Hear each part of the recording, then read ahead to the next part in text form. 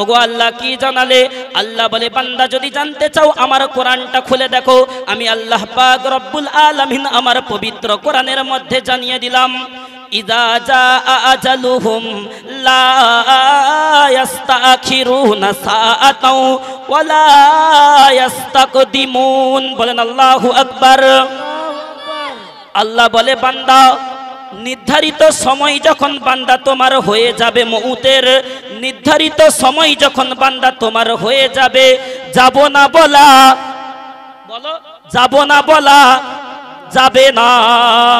আমাদের যখন সময়টা হয়ে যাবে মউতের, আমরা যদি বলি এখন যাব না, 2-4 দিন পরে যাব, 3-4 দিন পরে যাব, আজরাইল কি শুনবে?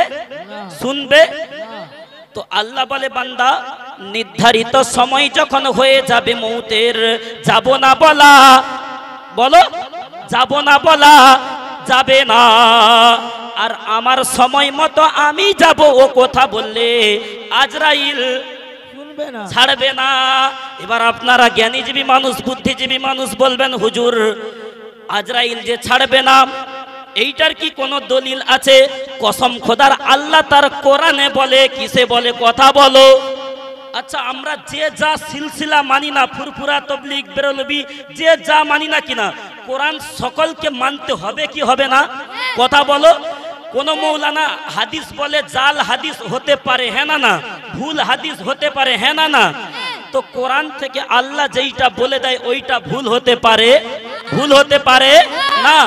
তো আল্লাহ বলে বান্দা নির্ধারিত সময় যখন তোমার হয়ে যাবে, আর আজরাইল যে তোমাকে দুনিয়ার বুকে রেখে আসবে না, আমি আল্লাহ পাক রব্বুল আলামিন কোরআনে বলি কিনা বান্দা যদি জানতে চাও, যদি দেখতে চাও আমার কোরআনটা খুলে দেখো, আমি আল্লাহ পাক রব্বুল আলামিন আমার কোরআনের মধ্যে জানিয়ে দিলাম। কোরআনের পারা নম্বর 21, সূরার নাম সূরা আলিফ লাম মিম সিজদা। আমার আল্লাহ পাক রব্বুল আলামিন জানায়, কুল ইয়াতাওয়াফাকুম মালাকুল মাউতিল্লাযী উকিলা বিকুম সুম্মা ইলা রাব্বিকুম তুরজাউন। বলেন আল্লাহু আকবার। আল্লাহ বলে যখন কিনা মালাকুল মাউত দুনিয়ার জমিনে আজরাইল আলাইহিস সালাতু ওয়াস সালাম যার সামনে একবার এসে দাঁড়াবে মুসলমান, তাকে না নিয়ে দুনিয়ার জমিন থেকে আজরাইল আমি আল্লাহ আমার কাছে আসবে না, আসবে না। আর ওই সময় যদি আমরা মনে মনে বলি ওগো খোদা রব্বানা, সবে তো বড় বিল্ডিংটা করলাম, এখন ওই বিল্ডিং এ চড়া আমার, বলো ওই বিল্ডিং এ চড়া আমার হলো না। ওগো আল্লাহ 2-4 দিন সময় দাও, ফেরেশতাকে বলো তোমার 2-4 দিন পরে ওই ঘরে চড়ে তারপরে তুমি লিও। আজরাইল শুনবে না। আর যদি বলি ওগো খোদা রব্বানা, সবে তো বিয়ে করলাম, এখন বাসর রাত হলো না, তো একটা রাত সময় দাও তারপরে লিও, ফেরেশতা ছাড়বে। আর যদি আমরা মনে মনে করি যখন মালাকুল মাউত আজরাইল আলাইহিস সালাতু ওয়াস সালাম আমাদের সামনে চলে আসবে, যদি আমরা পালিয়ে যাই মদিনা, কোথায় বলো? আজরাইল যদি এই টিটিয়া বস্তিতে চলে আসে আমাকে আপনাকে আনতে, আমরা যদি চলে যাই কোথায় বলো? যদি চলে যাই মদিনা, আর মনে মনে আমি ভাবছি আজরাইল এখানে আসতে পারবে না। পারবে যেতে ওইখানে ভিসা আছে আজরাইলের? আরে এয়ারপোর্টে ছাড়বে আজরাইলকে? কথা বলো না গো। আজরাইল বলে আমি আল্লাহর ফেরেশতা রে বান্দা, তুই এত বড় ছেঁচড়, তুই এত বড় বদমাইশ, এত বড় লম্পট, আল্লাহর হুকুম দুনিয়ার বুকে মানিস না বান্দা, আল্লাহর নামাজকে তুই আদায় করিস না, আর আল্লাহর রসুলের সুন্নতকে তুই মানিস না, আল্লাহর রসুলের সুন্নত মোতাবিক চলিস না, তুই যেখানে যাবি যা বান্দা, তুই চলে যা মদিনা, আমি আজরাইল আমার পাসপোর্ট ভিসা কিছু আমার লাগে না, তুই যেখানে যাবি যা, আমি ঠিক তোর কাছে যাব, হ্যাঁ না না? আচ্ছা আপনাদের গ্রামে কি এই লোক না ওই বাজারে আসে গো লোক আছে না নেই গো? ওদের লেগে কিছু বলবো? রাগ করবেন না তো? তাকবীর দেন তো দেখি, নারে তাকবীর, নারে তাকবীর, নারে তাকবীর। আপনারা গোবরে পোকা দেখেছেন? হে আমার মা, চাচি, খালা, যারা ওয়াজ শুনছো রাতের বেলা, মা কানটা মাইকের দিকে লাগাও, আর যারা বাজারে ঘুরতেছো তোমরা মাইকের দিকে কানটা রাখো একবার। বাপ দুনিয়ার বুকে বহু রাত ঘুরেছো, বহু দিন ঘুরেছো, এই একটা রাত কমসে কম নবীর মাহফিলে আসো। হে আমার মা বোনেরা, তোমরা যারা বাজারে ঘুরছো, ওইখানে বাজারে রেলা দিচ্ছ, তোমরা মজলিসে ঢুকে যাও, আল্লাহর ফেরেশতাদের সঙ্গে জান্নাতে বসে যাও। আচ্ছা, দুনিয়ার জমিনে আমরা সকলেই জান্নাতে যেতে চাই না মরার পরে? আচ্ছা, যে সকল মুসলমানের বাচ্চারা, যে সকল মুসলমানের ছানারা এই দুনিয়ার বুকে, রসুল বলেছে যে এই যখন আমার আর আল্লাহর আলাপ আলোচনা হবে দুনিয়ার জমিনে, এইটা হচ্ছে একটা ছোট জান্নাত। কি জান্নাত? তো যে সকল মালেরা এই ছোট জান্নাতে ঢুকবে না, তারা কি আল্লাহর জান্নাতে ঢুকার আশা করে? কথা বলো। আরে যারা এই জান্নাতে ঢুকতে চায় না, তারা মরার পরে কি করে ওই জান্নাতে ঢুকার আশা করে গো? ঠিক না ভুল গো? তো আপনারা গোবরে পোকা দেখেছেন? যেই পোকা গোবরে হয়, ও মাল কি খায়? কথা বলো।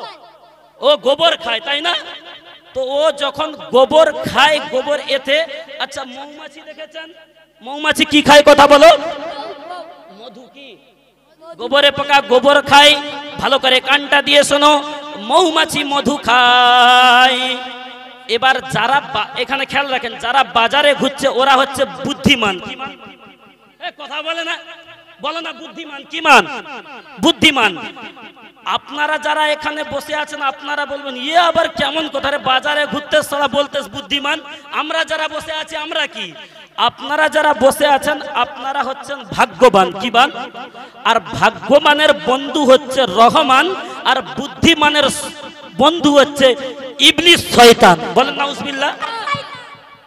তো গোবরে পোকা আমরা দেখেছি, হ্যাঁ না? না গো? তো গোবরে পোকা গোবরে থাকে, গোবর খাই, মৌমাছি মধু খায়, হ্যাঁ না? না। একদিন একটা গোবরে পোকা গোবরের পাশে চলছে আর কি, হঠাৎ একদিন একটা মৌমাছি ওই রাস্তা দিয়ে উড়ে উড়ে যাচ্ছিল। বাপ কানটা দিয়ে কথা শোনো, যখন কিনা মৌমাছি উড়ে উড়ে যাচ্ছে, গোবরে পোকা দেখতে পেয়েছে মৌমাছি তো এইটুখানি, হ্যাঁ না? না। আর আমি গোবরে পোকা এত বড়, ঠিক না বলবো? যে পোকা গোবরে থাকে এত বড় হয় না চাচা? হয়। বলে আর ও এতটুকু ও উড়তে পারে, আর আমি এত বড় আমার বডি, আমি কেন উড়তে পারি না? হ্যাঁ না গো? যারা বাজারে হচ্ছে শোনো কান দিয়ে, আমি কেন উড়তে পারি না? তো হঠাৎ একদিন গোবরে পোকার মনে প্রশ্ন জাগলো যে মৌমাছিকে জিজ্ঞাসা করি যে ও কি করে উড়ে, আর আমাকে উড়া শিখাবে কি? হ্যাঁ না? জিজ্ঞাসা করবে আর কি, মনে মনে ভাবনা নিয়েছে। তো হঠাৎ একদিন কি করেছে, ওই গোবরে পোকা একদিন মৌমাছিকে ডেকেছে, বলে ভাই তুমি তো উড়তে পারো, তুমি কি আমাকে উড়া শিখিয়ে দেবে? কে জিজ্ঞাসা করছে? কথা বলো। গোবরে পোকা জিজ্ঞাসা করেছে। মৌমাছি তো মধু সংগ্রহ করতে গেছিল। মৌমাছি বলে ওরে ভাই গোবরে পোকা, তোকে আমি উড়া শিখিয়ে দেব, আমি তো এখন জঙ্গলের মধ্যে মধু সংগ্রহ করতে যাচ্ছি, তুই কালকের সকালবেলা আমার বাড়িতে জঙ্গলের মধ্যে আয়। কে বলেছে? মৌমাছি। মৌমাছি গোবরে পোকাকে বলেছে। তো পরের দিন সকাল না হতে হতে গোবরে পোকা অনেক কষ্ট করে ওই মৌমাছির বাড়িতে গিয়ে পৌঁছেছে। আচ্ছা আপনারা জ্ঞানীজীবী মানুষ, বুদ্ধিজীবী মানুষ, বলেন তো দেখি, আপনার বাড়িতে যখন মেহমান আসে আপনারা নাস্তা দেন কি দেন না? নিশ্চয়ই দেন। তো মৌমাছি ভাবছে গোবরে পোকা আমার বাড়িতে মেহমান, হ্যাঁ না? না চাচা, আমার বাড়িতে মেহমান। মৌমাছির বাসায় কি থাকে আব্বা? মধু। তো যখন কিনা মৌমাছির বাড়িতে গোবরে পোকা গেছে, গোবরে পোকা যাওয়ার পরে বলে ভাই আমাকে উড়াটা শিখিয়ে দে, আমাকে উড়াটা শিখিয়ে দে। ওই সময় মৌমাছি বলে ওরে ভাই তোকে আমি উড়া শিখিয়ে দেব, সর্বপ্রথম একটু নাস্তা করেলে। কি করেলে? নাস্তা করেলে। গোবরে পোকা বলে যা ঠিক আছে, তুই যা বলতিস তুই ওইটাই হবে। কি বলতিস? তুই যা বলতিস ওইটাই হবে। দেখ কি দিবি, জন্মর খাওয়া খেয়ে নেই, গু খেয়ে খেয়ে তো এসছি। কি রে কি খাচ্ছে? আরে গোবর পোকা কি খায়? হ্যাঁ কথা বলো না। গোবর খায়। বলে হ্যাঁ দে।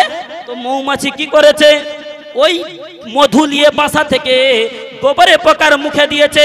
যখন কিনা গোবরে পোকার মুখে দিয়ে এবার জিজ্ঞাসা করতেছে গোবরে পোকাকে, আমরা যেই রকম বাড়িতে কুটুম বন্ধু বান্ধব আসলে বিরিয়ানি হোক গোশ ভাত হোক দেওয়ার পরে আমাদের মা বোনেরা জিজ্ঞাসা করে হ্যাঁ গো ভাই তরকারিটা কেমন হয়েছে? বলো, জিজ্ঞাসা করে না ভাই তরকারিটা কেমন হয়েছে, বিরিয়ানিটা কেমন হয়েছে, বলে না বলে না? এবার যাকে নাস্তা করিয়েছে কুটুমটাকে, এবার ও যদি বলে আর বুক খুব একটা ভালো হয় না, খুব একটা ভালো হয় না, নুন হয় না আর হলদি একটু বেশি হয়ে গেছে, তখন ওই মেয়ে মানুষটা মনে মনে বলবে এ শালা মানুষের জাত না কি বল দিন, সেই দুপুর থেকে হাত পা পুড়ে রান্না করতিস আর এ বলে ভালো হয় না, এ বলে ভালো হয় না। আর মেয়েদের মনটা এমন, ওদেরকে একটু যদি খারাপও হয়, যারা স্বামী বসেছে শুনে নাও, ওদের যদি একটু তরকারি খারাপও হয়, নুন যদি নাও হয়, বলবেন যে সালমার মা খুব ভালো হয়েছে আলহামদুলিল্লাহ, তোমার হাতের রান্না।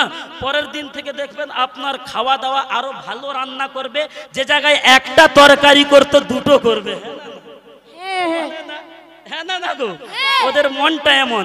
এবার কথা যেইখানে রাখছিলাম ওইখানে চলো। তো মৌমাছি বলছে ভাই একটু নাস্তা করে লে, বলে দে ভাই নাস্তা দে। এবার মৌমাছি কি করেছে, মধু নিয়ে গোবরে পোকার গালে দিয়েছে। কোথায় দিয়েছে? তো গালে যখন দিয়েছে আব্বা জানেরা, এবার মৌমাছি জিজ্ঞাসা করছে গোবরে পোকাকে, ওরে ভাই তোকে যে মধুটা দিলাম কেমন খেতে লাগলো বল। খুব ভালো। কি জিজ্ঞাসা করেছে? তোকে যে মধুটা দিলাম কেমন লাগলো খেতে রে তোর? তো গোবরে পোকা বলতেস ভাই মধু তো গুয়ের মতো লাগতেস রে, গুয়ের মতো লাগছে। বলে কি বলিস ভাই? বলে হ্যাঁ। বলে ঠিক আছে থাম, আচ্ছা আমাদের ভারতের জাতীয় ফুলের নাম কি? পদ্ম। হ্যাঁ না না? তো মৌমাছি পদ্ম ফুলের মধু নিয়ে বলে ভাই দেখ দেখি এইটা একবার খেয়ে দেখ দেখি কি ব্যাপার। তো ওই মধুটা যখন পদ্ম ফুলের মধু দিয়েছে, খাওয়ার পরে জিজ্ঞাসা করছে ভাই এবার বল কেমন লেগেছে। কি বলছে? ও আবার বলতেস ভাই আগের বারে তো অন্যরকম লাগছিল, এবারে সারা গোবরের মতো গন্ধ করতে। কি বলছে গো? গোবরের মতো লাগতেছে। আচ্ছা তখন মৌমাছি জিজ্ঞাসা করছে ভাই তুই কি খাস বল দেখি। কি জিজ্ঞাসা করছে? কথা কোথায় নিয়েছি বুঝতে পেরেছেন তো চাচা? এই দুনিয়াবি দিক দিয়ে কোরআন হাদিসের দিকে আমি ঢুকে যাচ্ছি, অসুবিধা হচ্ছে না তো আপনাদের? হ্যাঁ, অসুবিধা হলে বলবেন চেঞ্জ করে দেবো। তো বলে ভাই তুই কি খাস বল দেখি। গোবরে পোকা বলছে ভাই আমি গোবর খাই। গোবর? আরে যে গোবর খাই ওর গলায় গোবর, ওর পেটে গোবর, ওর মুখে গোবর, তো ওর সর্বশরীরটা গোবর। তো ওর মুখে যদি গোটা দেশের মধুটা দেওয়া হয়, ওর মুখে কি মিষ্টি লাগবে নাকি গোবর গন্ধ লাগবে গো? আরে বলো না, গোবর গন্ধ লাগবে তাই না? এবার মৌমাছি বলছে ওরে হতচ্ছাড়া ছেচড়, ওরে বেয়াদবের বাচ্চা, ওরে চিটিংবাজের বাচ্চা, যে মধুকে আমার রাসূলুল্লাহ সাল্লাল্লাহু আলাইহি ওয়াসাল্লাম ভালোবাসতো, সেই মধুর জন্য গোটা দুনিয়ার মানুষ পাগল। যে ভাই খাঁটি মধু আছে না একটু আমাকে দিবি তো? হ্যাঁ না গো? আরে ভেজাল দিবি না ভাই, খাঁটি মধু তোর কাছে আছে আমাকে একটু দিস তো খাঁটি মধু। যেই মধুর জন্য গোটা দুনিয়াবাসী পাগল, যেই মধুকে আমার রসুল ভালোবাসতো, আর তুই মাল বলতিস গোবরের মতো গন্ধ লেগেস। তুই একবার হাঁ কর দেখি। কি বলতিস মৌমাছি? তুই একবার হাঁ কর দেখি। ও যখন হাঁ কেড়ে এসে দেখে ওর গলায় গোবর ভর্তি। কি বললাম? গোবর ভর্তি। বলে এই হতচ্ছাড়া, এই গোবরটা যতক্ষণ পর্যন্ত না বার করে ফেলবি তুই, গোটা দুনিয়ার মধু এনে, গোটা দুনিয়ার মিষ্টি এনে তোর গালে দিলে কিয়ামত পর্যন্ত তোর গালের মধ্যে মিষ্টি লাগবে না, যতক্ষণ পর্যন্ত না ওই গোবরটা ফেলবি। ওই গোবরটা যখন ফেলে দিবি, তারপরে মধু কেন একটা চিনির দানা দিলেও তোর মিষ্টি লাগবে। বলেন সুবহানাল্লাহ। তো আজ আমরা যারা মুসলমান এই দিনের মাহফিল পেয়েছি, এত ভাগ্যবান এই মাহফিল পেয়েছি, দুনিয়ার বুকে ছোট জান্নাত পেয়েছি, তারপর যে সকল মালেরা বাজারের মধ্যে ঘুরছো তোমরা ওই গোবরের পোকার মতো, ঠিক না বল? তোমাদের মনের মধ্যে ময়লা ঢুকে আছে, হিংসা ঢুকে আছে, গান বাজনার মাহফিল হলে তোমরা ঢুকে যেতে। আরে হতচ্ছাড়া মুসলমান, সেই নবীর মাহফিলে ঢুকতে পারছো না, আর তুমি মুসলমান বলে দাবি করো। মুসলমান বলে দাবি করতে পারো, তুমি আসলে শয়তানের তাবেদারি করো। হ্যাঁ না? যদি না শয়তানের তাবেদারি করতো, আজ মুসলমান এই রকম দিনী মাহফিল হলে ওই রকম বাজার ঘাটে মেয়েদের পিছনে ঘুরতো না। এবার ঘুরে দেখেন দেখি লোক ভর্তি হয়েছে না হয়নি? অনেক হয়েছে না? আরো আসবে দেখেন না, ডোজ পড়লে কেমন আসে না দেখেন। তো আল্লাহর রাসূল সাল্লাল্লাহু আলাইহি ওয়াসাল্লাম বলেন হে আমার উম্মত উম্মতানিরা, তোমরা শুনে রাখো, জেনে রাখো, আমি আব্দুল্লাহর বেটা মোহাম্মদ এতিম নবী তোমাদেরকে বলে দিলাম, মান আহাব্বা সুন্নতি ফামান আহাব্বানি ওয়া মান আহাব্বানি কানা মাই ফিল জান্নাহ। রাসূলুল্লাহ সাল্লাল্লাহু আলাইহি ওয়াসাল্লাম বলে, যে সকল আমার উম্মত উম্মতানি আমি নবী আমাকে ভালোবাসবে, মরণের পরে অন্ধকার কবরে আমার পাশে জান্নাতে থাকবে।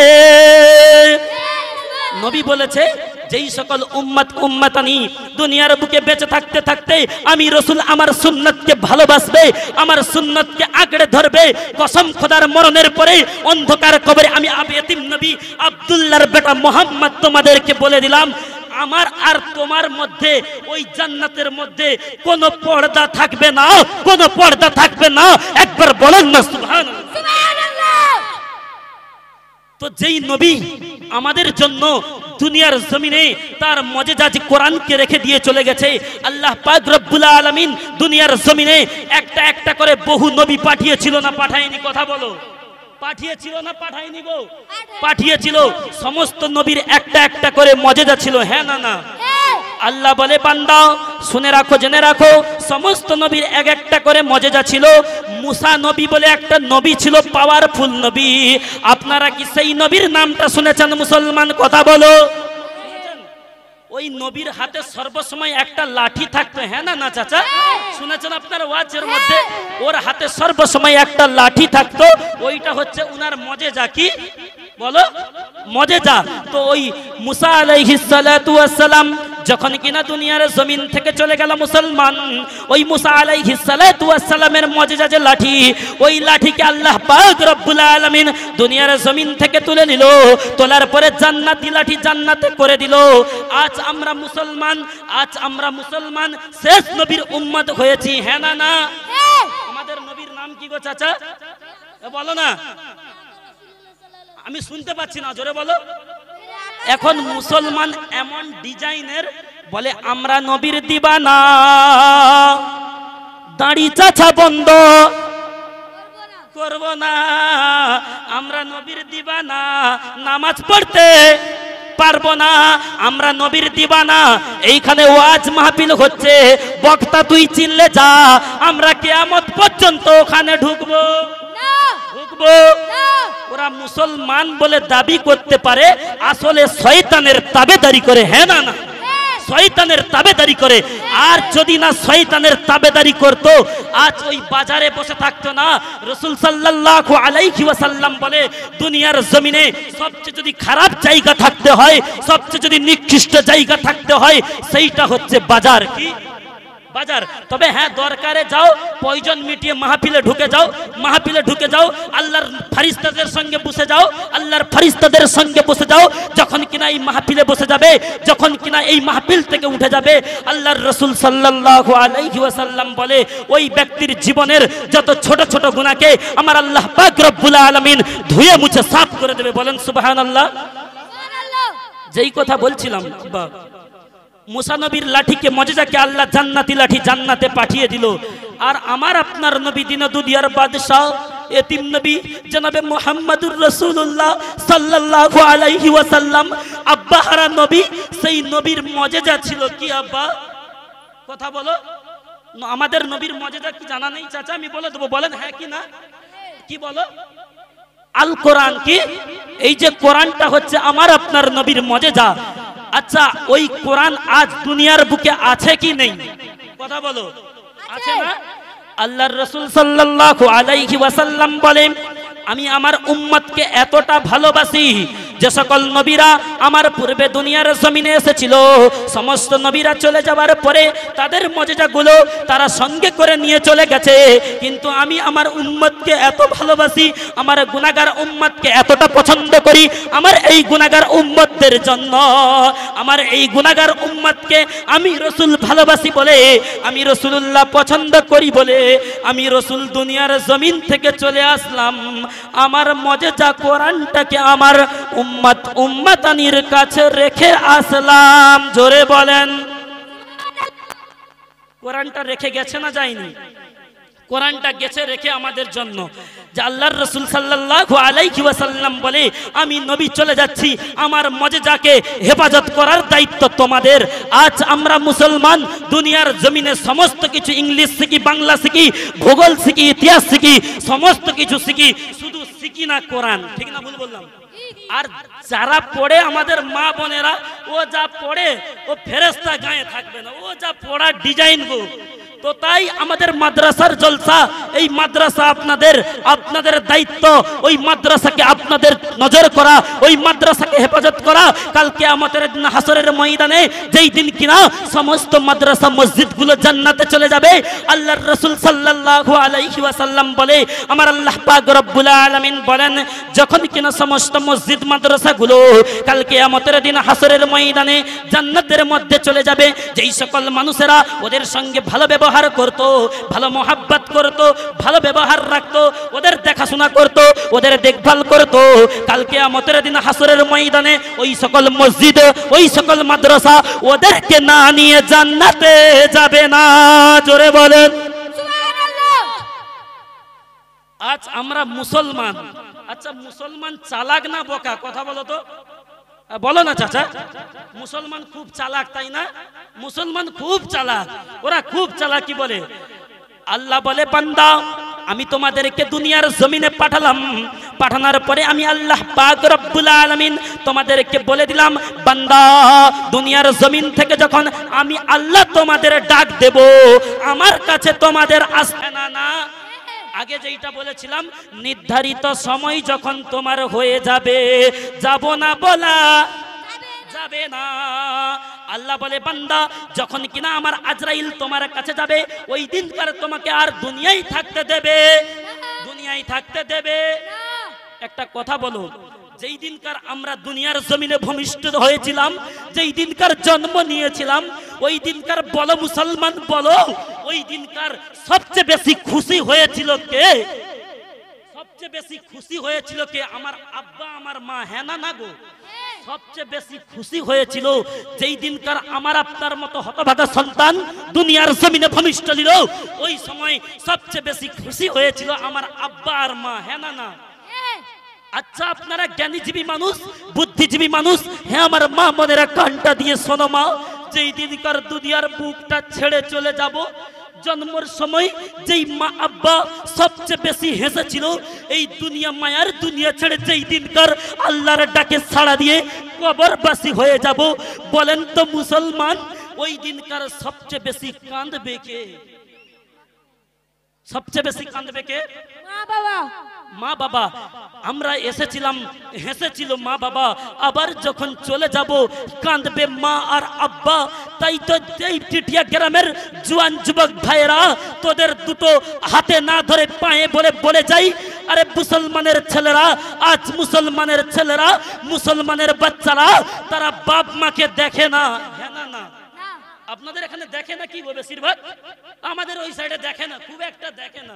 বুড়ো হয়ে গেলে বলে, সালা মরে না কেন বলতো, জায়গা জমি নিয়ে নি একটু। হ্যাঁ না না গো? বলে সরে না কেন? রসুল বলেছে, বাপ হলো তার জিন্দা কাবা, মা হলো তোর মদিনা। আরে বান্দা, ওরে হতচ্ছাড়া ছেলে, তুই শুনে রাখ, জেনে রাখ, যেই দিনকার তোর এই বাপ নামক বটগাছটা চলে যাবে, মা নামক জান্নাতটা দুনিয়ার জমিন থেকে চলে যাবে, ওই দিনকার তোর মুখের দিকে তাকানোর, ওই দিনকার তোকে দেখার মতো তোর কোনো আপদ বিপদ হলে তোর বাপ মা ছাড়া তোকে আর মুসলমান কেউ দেখবে না। কেউ দেখবে না। তাই মুসলমান জওয়ান যুবক ভাই, তোদের হাতে না ধরে পায়ে ধরে বলি, যাদের বাপ মা বেঁচে আছে সেই বাপ মাকে খিদমত করতে শিখো, সেই বাপ মাকে তোমরা মহব্বত করো, সেই বাপ মাকে তোমরা ভালোবাসো। আর যদি না তোমরা বাপ মাকে ভালোবাসো, কি হবে মুসলমান? যদি বাপ মাকে না ভালোবেসে মুসলমান, বাপকে যদি কষ্ট দিয়ে, মাকে যদি কষ্ট দিয়ে তুমি আল্লাহর কাবায় বছরে বছরে হজ করো না কিনা বান্দা, যখন তুমি বছরে বছরে হজ করবে, তোমার নামের আগে হাজি বসবে। হ্যাঁ না না? কথা বলো। লোকে তোমায় হাজি বলবে দুনিয়ার বুকে। হ্যাঁ না না? কথা বলো। লোকে তোমায় দুনিয়ায় হাজি বলবে, মরণের পরে অন্ধকার কবরে যাবে, যখন তুমি আল্লাহর ডাকে, যখন কিয়ামতের মাঠে দাঁড়াবে, লোকে ওই দিনকার তোমাকে কেউ হাজি বলে ডাকবে। ডাকবে কেন? ডাকবে না?